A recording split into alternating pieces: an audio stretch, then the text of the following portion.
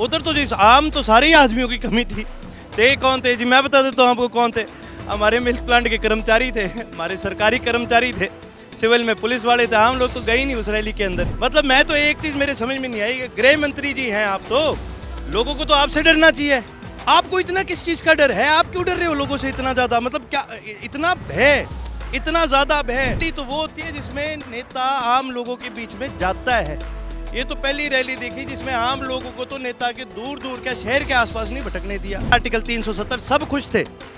अब आज की जो जरूरत है उस पे क्या समाधान है? सोलर ऊर्जा प्लांट की बात करे थे और मुंह से सच निकल ही गया, गुजरात में ही लेके जाएंगे ले दे के। राम राम नमस्कार, हरियाणा तक देख रहे हैं आप और ये अब है चौटाला की परिवर्तन पदयात्रा को आज हम देख रहे हैं। अब अभी तक इस परिवर्तन यात्रा का कितना असर आपको देखने को मिल रहा है? किस तरह की प्रतिक्रियाएं आ रही हैं? देखिए जी, असर तो दिन प्रतिदिन यात्रा का असर बढ़ता जा रहा है। दिन प्रतिदिन चौधरी अभय सिंह जी का काफिला, इंडियन नेशनल लोकदल का काफिला बढ़ता जा रहा है। और आज सारा हरियाणा ये बात कहता है कि हरियाणा प्रदेश के अंदर परिवर्तन की जरूरत है और विकल्प के तौर पर केवल और केवल चौधरी ओम प्रकाश चौटाला और चौधरी अभय सिंह चौटाला जी को देखते हैं। लेकिन हम देख रहे थे कि अमित शाह की रैली थी, जिस तरह की यहाँ पग वाली जनता में देख रही हूँ, पगड़ी वाले सरदार जी देख रही हूँ, तो इस तरह के लोगों की बड़ी कमी सी नजर आई वहाँ। उधर तो जी आम तो सारे ही आदमियों की कमी थी। थे कौन थे जी, मैं बता देता हूँ आपको कौन थे। हमारे मिल्क प्लांट के कर्मचारी थे, हमारे सरकारी कर्मचारी थे, सिविल में पुलिस वाले थे। हम लोग तो गए ही नहीं उस रैली के अंदर। जिस रैली के शुरू होने से 2 दिन पहले बाजारें बंद करा दिए गए, लोगों के घर नोटिस भेज दिए गए, किसानों को अरेस्ट करा गया, सरपंचों को अरेस्ट करा गया। मतलब मैं तो एक चीज़ मेरे समझ में नहीं आई, गृह मंत्री जी हैं आप, तो लोगों को तो आपसे डरना चाहिए।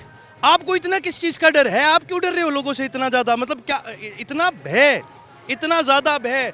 2 दिन पहले पुलिस घूम रही है, सीआरपीएफ घूम रही है, बाजारें बंद कर दो, ये बंद करो। ये रैली थोड़ी होती है। रैली तो वो होती है जिसमें नेता आम लोगों के बीच में जाता है। ये तो पहली रैली देखी जिसमें आम लोगों को तो नेता के दूर दूर क्या शहर के आसपास नहीं भटकने दिया।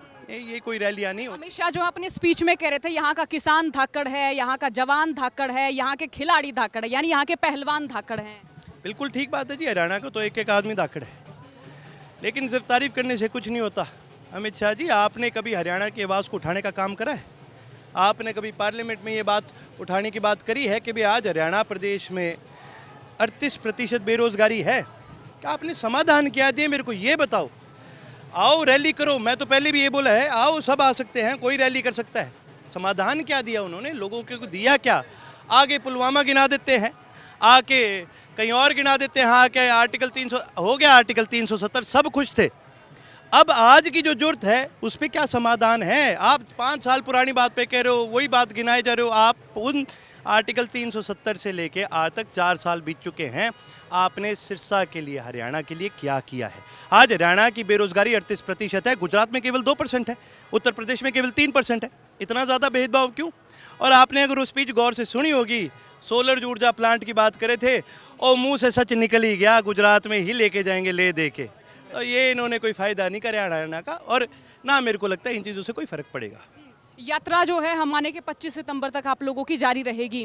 तब तक हम ये माने कि देखिए लोकसभा चुनाव का जो आगाज़ है वो भी एक तरह से हम ये माने कि हो जाएगा।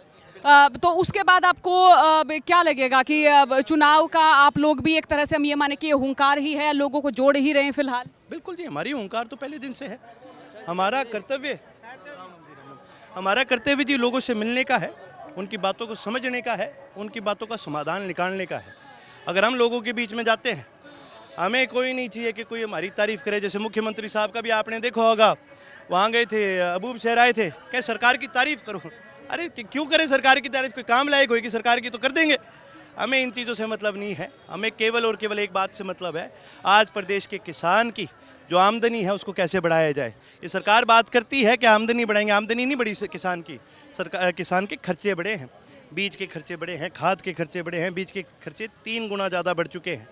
ये समाधान नहीं देती ये सरकार तो केवल लोगों को परेशान करने का काम करती है। तो ये यात्रा जो चुनावी परिप्रेक्ष्य से नहीं है, लोगों को जोड़ने के लक्ष्य से है। ये यात्रा संघर्ष की है और ये यात्रा परिवर्तन की है। परिवर्तन हरियाणा की, प्रदेश की जनता अपने आप लेके आने का काम करेगी। बहुत बहुत शुक्रिया बातचीत के लिए।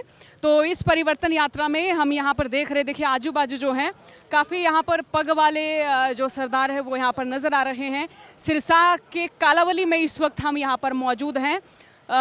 यहाँ से अब और आगे चलेंगे और आपको दिखाएंगे कि यात्रा में किस तरह से लोगों की प्रतिक्रियाएं हैं और लोगों का क्या कुछ कहना है।